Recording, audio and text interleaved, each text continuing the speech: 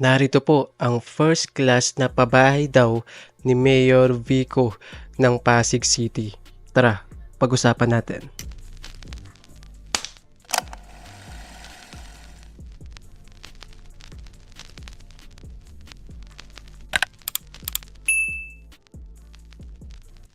Hey, what's up sa inyong lahat mga kaparing? Bago po tayo magsimula, don't forget to like and subscribe sa ating YouTube channel at pakihit na rin po ang notification bell para updated po tayo sa mga bago po nating mga upload. At eto mga kaparing, may papanoorin lang po tayo. So meron po kasing nag-upload dito na first class, ang title po ay ang first class na pabahay ni Mayor Vico Soto ng Pasig City. At pagkatapos po nito ay magre-react po tayo. Okay, magandang araw po sa inyo mga kababayan ko. Ito po sila Kwatsero. Ingat po kayo. So dito po naka-live ngayon.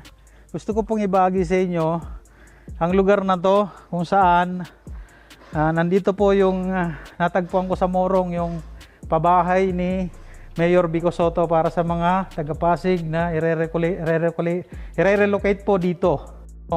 So ito po yung isang unit, titingnan natin. Naka-tiles po ito. So ito po medyo hindi pa tapos. So meron ako napuntahan kanina. Sabi ng gwardiya, ito pong gamit po do imported. Tapos ang kanilang bubong, grabe po. So malawak po ito, 40 square meter po yata ito. Then ang kanilang pader, grabe po. Okay, mga kaparing, wala po akong nakita na meron pong pabahay si Mayor Vico sa Morong, di ba? Tapos kung makikita nga po natin yung itsura po ng pabahay, naipakita ko na po sa inyo sa mga last upload po natin yung pabahay po ni Mayor Vico dito po mismo sa lungsod ng Pasig, sa iba't ibang barangay po dito sa lungsod ng Pasig. So meron pong mga pabahay na pinapatayo po ngayon si Mayor Vico sa iba't ibang barangay na mala condominium style, sa po siyang building, no? Condominium talaga yung itsura niya, pero hindi po siya ganito na nakahilera po yung mga pabahay tapos ang liliit. Hindi po ito yung pabahay na ipinapakita po ni Mayor Vico na under construction na. Kung hindi, mala condominium po ang itsura tapos kompleto na po. Diba? Meron din pong maglalagay din po sila ng parke. So hindi po ako sigurado kung ito po talaga ay pabahay ni Mayor Vico kasi ang layo naman po sa Morong, 'di ba? Dadalhin mo yung mga kababayan mo doon sa Morong, diba? Labas na ng Pasig yun, probinsya na yun. Hindi ko po alam, ito po yata yung sinasabi ni Mayor Vico na dati daw, nagkakaroon daw ng pabahay sa labas ng Pasig pero dadalhin daw yung mga taga-Pasig doon sa labas ng Pasig sa ibang lugar. So napapalayo daw. Tapos may napanood ako na isang interview ni Mayor Vico na hindi na natin kailangan panadalhin yung mga kababayan natin sa ibang lugar para doon itayo yung kanilang mga pabahay. So hindi na raw po kailangan yun, na ewan ko po kung totoo po ito, na yun po yung lumang kalakaran na gusto daw po niyang baguhin. So hindi ko po alam mga kaparing definitely kung ito po talaga ay pabahay ni Mayor Vico kasi naipakita ko naman sa inyo mala condominium style building po, di ba? Yung pabahay po ni Mayor Vico hindi po ganito. Pero panoorin pa rin po natin. This po ang gamit dito. So naka-tiles, may lababo na po yan. So ito may pinto na. So kasalukuyan po ito, hindi pa po tapos. Pati ang banyo nila ita-tiles po. Napakaswerte po nung i-relocate dito. Ang ganda po ng gawa. So ito po yung bahagi ng likuran. Pero in fairness mga kaparing sabi po ni Kuya dyan, sabi raw po ng guard, imported daw po yung mga gamit. So naka-tiles na po siya, hindi pa po siya tapos. Hindi ko lang po alam kung noon na po ang update sa pabahay na yan. So kung yan man po ay kay Mayor Vico, then okay pa rin naman po, di ba? Maayos pa rin po ang pagkakagawa. Naka-tiles na, di ba? May sariling CR at sana may sariling tubig din para hindi po mahirapan yung ating mga kababayan. Kung yan man po ay pabahay talaga ni Mayor Vico. Kasi wala po akong nakita mga report na nagpatayo po ng pabahay si Mayor Vico sa Morong. At doon po dadalhin yung mga kababayan po namin, mga Pasigenyo na mga benepisyaro po ng pabahay na iyan. Kasi nga po yung mga report lang po na nakikita natin ay yung pabahay po ni Mayor Vico na mga condominium style sa iba't ibang barangay po sa Pasig, gaya po sa Barangay Santolan, sa Tawiran. So, I don't think so kung ito po ay kanyang pabahay. Kung ito man po ay pabahay ni Mayor Vico o hindi, kudos pa rin po, no? Kung sino man po talaga ang may proyekto nito, kasi maganda po yung pagkakagawa, maayos, 'di ba? Naka-tiles na, may sariling CR, so maayos yung bubong, medyo malawak, tapos meron pang likod kung saan pwedeng magsampay, pwedeng maglaba, 'di ba? Pwede etc. etc. So maayos-ayos po 'to, mga kaparing.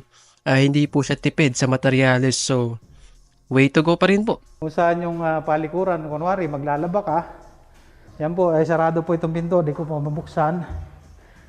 So try natin buksan. Para makita ninyo sa mga taga-Pasig na nabiyayaan. So ito po, ang likuran, malawak po. So ayan, ang dami po, grabe. Ako po ay bilib dito sa gawa ng Mayor ng Pasig, si Mayor Vico Soto. Swerte po nung mabigyan po nito. So kasalukuyan ginagawa po ito. So malapit na rin daw po ito. Kasalukuyan ginagawa yung pagkakabit ng tubig. So naka-breaker. So labas po tayo. Ayan po Ang ganda po ng pasilyo nila. So ito, bandang dulo po ito. Ayan.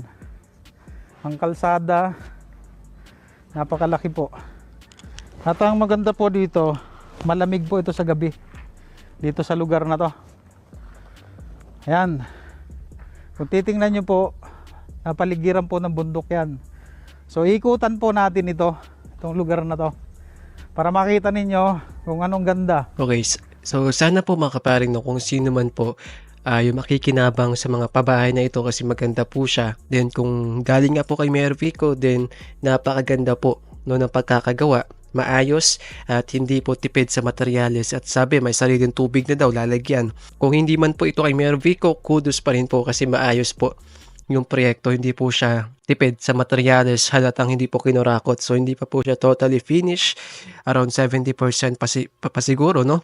Hindi pa ayos yung kalsada. So sana po, mga kaparing, yung mga kababayan po natin na makikinabang po sa mga pabahay na ito, sana matuto po sila ng tamang disiplina, 'di ba? Maging maayos, maging malinis po sa kanilang paligid, yung kanilang tapat, sana mapanatili pong maayos, malinis, kasi eto, sample lang po natin yung pabahay po ni Mayor Isko Moreno sa Baseco. Napakaganda po, no, napakalinis nung ibinigay po yun ni Mayor Vico sa mga beneficiaryo po ng pabahay. Kaso, nawala lang po si Mayor Vico.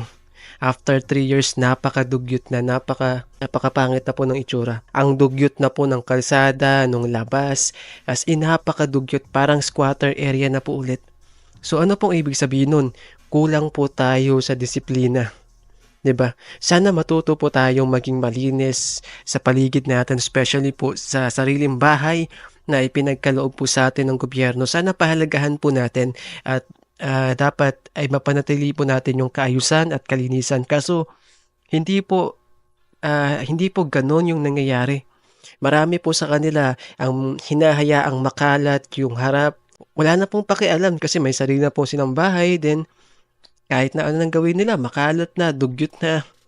So sana po, mga kaparing, maipatupad po ng gobyerno natin, no, na sana sa lahat po na makikinabang o mabibigyan po ng mga sariling pabahay, ay sana po matuto po sila na maging malinis at maayos sa paligid po nila. Panatilihin pong hindi makalat, no? Marami po sa mga kababayan natin ang matitigas po ang ulo. Yung nagpatayo po nito, yung may proyekto nito, kasi ginamit po sa maayos yung tax, yung pondo po ng taong bayan. Kasi 'di ba, makita nyo naman po, maayos, naka-tiles pa, 'di ba, matibay, maayos yung bubong, may sariling tubig, may sariling CR, tapos meron pang likod, 'di ba, etc. So yun lamang po, mga kaparing. So kanina pa nga po kasi ako naghahanap sa Google, no, nagre-research ako kung meron po talagang pabahay si Mayor Vico sa Morong. Kaso wala po tayo makitang mga article, mga report na nagsasabing meron pong pabahay si Mayor Vico sa Morong. So yun lamang po, mga kaparing, bago tayo magtapos, don't forget to like and subscribe. Bye!